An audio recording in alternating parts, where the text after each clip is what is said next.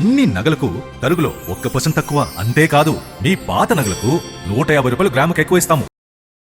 అనసూయ గారు మరొక వివాదంలో చిక్కుకున్నట్టుగా కనిపిస్తుంది. ఆమె రీసెంట్ గా ఒక వీడియోలో చేసిన కామెంట్స్ హిందూ సంఘాలు ఫైర్ అవ్వడం ఆమె మీద విమర్శ చేయడం అయితే జరిగింది. ఏంటి వివాదం అనేది ఒకసారి తెలుసుకునే ప్రయత్నం చేద్దాం. ప్రజెంట్ మనతో పాటు దాము బాలాజీ గారు సీనియర్ జర్నలిస్ట్ ఉన్నారు. వారిని అడిగి తెలుసుకుందాం. నమస్కారం సార్. ఒక వీడియో గతంలో మాట్లాడింది ఏదో వైరల్ అవుతుంది సార్. అంటే జై శ్రీరామ్ అన్న ముసుగులో ఏదో మాట్లాడింది. సో దాని మీద హిందూ సంఘాలు ఫైర్ అవ్వడం, ఈమె మళ్ళీ ఏదో క్లారిటీ ఇచ్చే ప్రయత్నం చేయడం ఇలాంటివి జరుగుతుంది. అసలు ఏం జరిగింది వివాదం? మరి ప్రతిసారి అనసూయ గారు ఇలాంటి వివాదంలో చిక్కుకోవడం చూస్తున్నాం. దీనికి సంబంధించి మీరు ఏం చెప్తారు? మామూలుగా అనసూయ అంటేనే వివాదాలు అనేది అర్థమైపోయింది.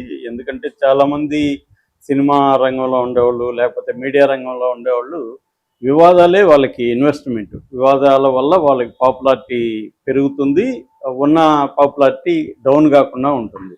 ఎప్పుడైనా వాళ్ళ బిజినెస్ పాపులారిటీ మీద డిపెండ్ అయి ఉంటుంది. బిజినెస్ అంటే ముఖ్యంగా వాళ్ళ ప్రొఫెషన్స్, సినిమా ఛాన్సులు. ఇప్పుడు ఈ అమ్మాయికి సినిమా ఛాన్సులు అంటే అమ్మాయి టాలెంట్ ఒకటి, రెండోది పాపులారిటీ ఒకటి. చాలామందికి టాలెంట్ ఉన్నా కూడా సినిమా ఛాన్సులు రావు, ఎందుకంటే వాళ్ళు not so popular. So popular అవ్వడం వల్ల ఏమవుతుందంటే అందరికి మైండ్లో క్యారెక్టర్ అనగానే అనసూయని పెట్టుకుంటే బాగుంటుంది కదా, బాగా పాపులర్ కాబట్టి మన సినిమాకి హెల్ప్ అవుతుంది అనుకుంటారు. అలాగే ఆ అమ్మాయికి బిజినెస్ అన్నప్పుడు రకరకాల ప్రోడక్ట్స్కి ప్రమోషనల్ ఇవి కూడా మంచిగా డబ్బులు వస్తాయి. సో ఇదంతా కూడా ప్రమోషన్ మీద ఆధారపడింది. ఇది ఏదో పాజిటివ్గా అమ్మాయి మామూలు పోస్టులు పెడితే పెద్ద ప్రమోట్ కాదు.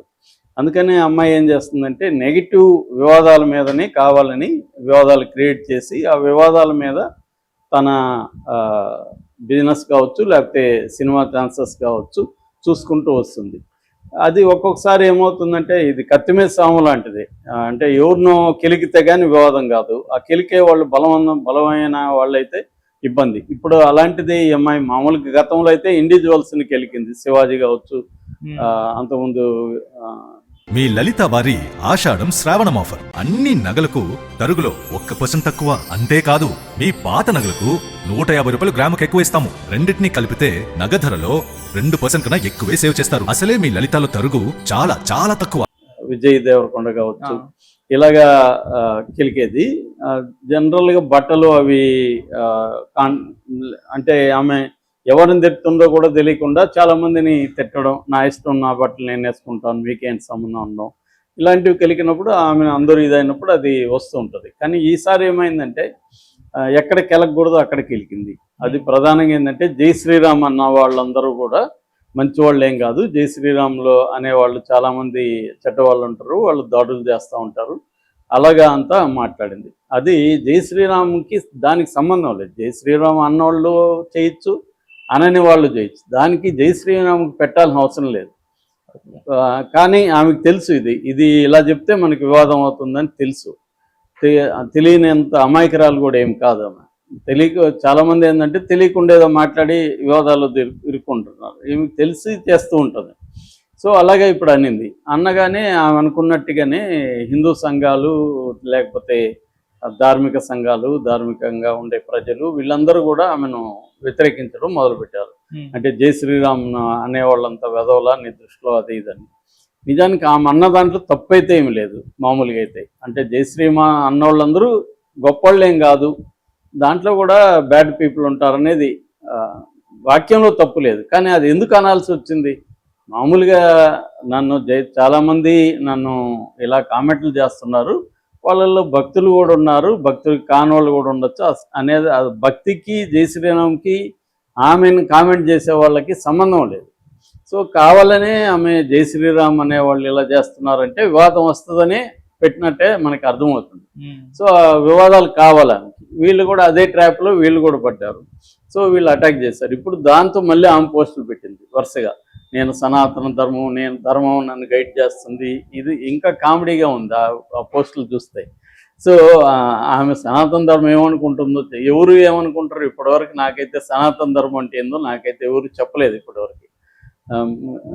ఎక్కడ కూడా అందరూ సనాతన ధర్మం అంటారు, కానీ అసలు సనాతన ధర్మం అంటే ఏంటి, హిందూ ధర్మం అంటే ఏంటి, అసలు ధర్మం అంటే ఏంటి, ఇవేవి చెప్పలేదు. ఎందుకు దాన్ని ఫాలో కావాలి? భక్తి వేరు, భక్తికత వేరు. ఈ మధ్య కావాలన్న సనాతన ధర్మం అనే ఒక అబ్స్ట్రాక్ట్ కాన్సెప్ట్ని అందరూ తీసుకొచ్చి అదేదో ప్రమాదంలో ఉన్నట్టు సనాతన ధర్మాన్ని మనం కాపాడాలన్నట్టు. ముఖ్యంగా పవన్ కళ్యాణ్ వల్ల ఇక్కడ పాపులర్ అయ్యింది ఆయన చెప్పడం వల్ల. సో ఈమె కూడా నేను పెద్ద సనాతని, నేను ఇంకా కామెడీగా నేను జై హనుమాన్ వీర హనుమాన్ జై హనుమాన్జీ, హనుమాన్జీ కూతురు, నేను హనుమాన్ బ్రహ్మచారి, హనుమాన్ కూతురు అంటే ఇంకా అది హనుమంతుడిని అవమానించినట్టే కదా. ఆయన ఆజన్మ బ్రహ్మచారి అంటారు, ఆయన అస్కలిత బ్రహ్మచారి, ఆయన్ని కూతురు ఎట్లా అవుతుంది? సో నాకు హనుమంతుడు అంటే ఇష్టం అని చెప్పచ్చు, దానికి నేను హనుమాన్జీ కూతురు అనేసరికి మళ్ళీ కిలక్కడమే అది. అంటే ఆమెకు తెలిసి ఇలా అంటే జనం మళ్ళీ గొడవకు వస్తారు. సో అలాగా జరుగుతుంది. ఇప్పుడు అదొక యాంగిల్. రెండోది, వీళ్ళందరూ మోడీ భక్తులే ఉంటారు ఎక్కువ మంది, జై శ్రీరామ్ బ్యాచ్. అందుకని మళ్ళీ మోడీకి ప్రోగా కొన్ని పెట్టింది. ఏది జంజీ వాళ్ళు మోడీని ఇలా అవమానించారు, వాళ్ళ భార్యని ఇలా అవమానించారు, ఈయనకి ఆడబట్టలు కట్టారు, అదంతా నేను చాలా ఫీల్ అయ్యాను అని ఏదో చెప్తుంది. సో అది ఎప్పుడో జరిగింది యాక్చువల్గా. ఫీల్ అయింటే అప్పుడు కదా పెట్టాలి, ఇప్పుడు ఎందుకు పెడుతుంది అంటే క్లియర్గా ఆమె ఒక వర్గాన్ని కెలికి తాను పాపులర్ అయ్యి దాని తర్వాత దాన్ని డీల్ చేయడానికి ఇంకొన్ని పోస్టులు పెట్టి, ఇది ఒక స్కీమ్ ప్రకారం నడుస్తుంటుంది. మనకి ప్రతిసారి చూస్తే ఒక పోస్ట్ పెడుతుంది, రియాక్షన్ వస్తుంది, మళ్ళీ వరుసగా పోస్టులు పెడుతుంది. సో ఇది ఆమె ప్యాటర్న్ అనమాట. ఈ ప్యాటర్న్లో అదేదో అంటారు జరిగిన రోజులు జరుగుతుంది అన్నట్టుగా ఆమె జరుగుతుంది ప్రజెంట్. సో అది కాంట్రవర్సీ, అంతకంటే ఏం లేదు. ఇదంతా కూడా ఏంటంటే టీ కప్పులో తుఫాన్ అంటారు. ఇదేమీ పనికొచ్చే కాంట్రవర్సీ కాదు, ఆమెకు పనికి వస్తుంది, మిగతా వాళ్ళకి పనికొచ్చే కాంట్రవర్సీ కాదు. కాకపోతే జనం కూడా అర్థం చేసుకోవాల్సింది, అలాంటి వాళ్ళని నెగ్లెక్ట్ చేస్తే వాళ్ళే పోస్టులు ఆపేస్తారు. వాళ్ళకి ఎందుకంటే పోస్టులు పెడతా ఉంటే రియాక్షన్లు వస్తూ ఉంటుంది, పాపులర్ అవుతూ ఉంటుంది, అది అల్గోరిథం పాపులరైజ్ చేస్తూ ఉంటుంది. దీనివల్ల ఆమె బిజినెస్ పెరుగుతుంది, ఛాన్సులు పెరుగుతాయి, ఇవన్నీ జరుగుతున్నాయి కాబట్టి ఆమె చేస్తుంది. నువ్వు రియాక్ట్ అవ్వడం మానేశారండి జనం, ఉండదు. పవన్ కళ్యాణ్కైనా అంతే, పవన్ కళ్యాణ్ కూడా సనాతన ఇవన్నీ చెప్పి ఇది చేయడం వల్ల రియాక్షన్స్ వస్తాయి కాబట్టి ఆయనకి అది రాజకీయంగా ఉపయోగపడుతుంది కాబట్టి పెడుతున్నాడు. వీళ్ళందరూ అంతే, సోషల్ మీడియాలో అంతా కూడా ఎందుకు చేస్తారంటే ఇవి వాళ్ళ అవసరాల కోసం, రాజకీయ అవసరాలు కావచ్చు, వ్యాపార అవసరాలు కావచ్చు, కెరీర్ కావచ్చు, దీంట్లో పాపులర్గా ఉండాలంటే ఎవరినో ఒకరిని కెలకాల. దాని తర్వాత ఆమె లేటెస్ట్గా జంజీ దగ్గరకు కూడా వచ్చింది. అంటే జంజీ నాకు మద్దతు తెలుపుతారు అనుకునిందో ఏమో, జంజీని సపోర్ట్ చేస్తుంది, విద్యార్థులు సమస్యలని. ఇవన్నీ కూడా అయిపోయింది ఆల్రెడీ. అయిపోయిన పెళ్లికి తాళం ఎందుకని పాత సామెత ఉంది. అలాగా ఇది ఎప్పుడో అయిపోయింది. లాస్ట్ మంత్ 20వ తేదీ కదా ఢిల్లీలో జంతర్ మంతర్లో గొడవలు జరిగాయి. ఇప్పుడు దాదాపు 1 మంత్ అవుతుంది. 1 మంత్ తర్వాత ఇప్పుడు ఇవి ఎందుకు పెట్టింది ఈ కాంటెక్స్ట్ అంటే, వీళ్ళేమన్నా నన్ను సపోర్ట్ చేస్తారేమో, ఈ వీళ్ళ నుంచి కాపాడతారేమో అన్న యాంగిల్ ఉండొచ్చు.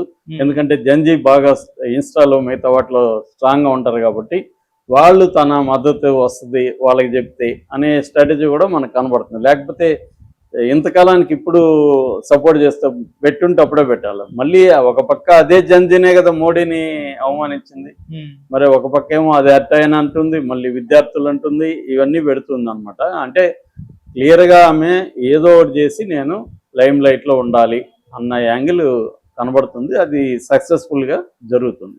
Okay, thank you so much.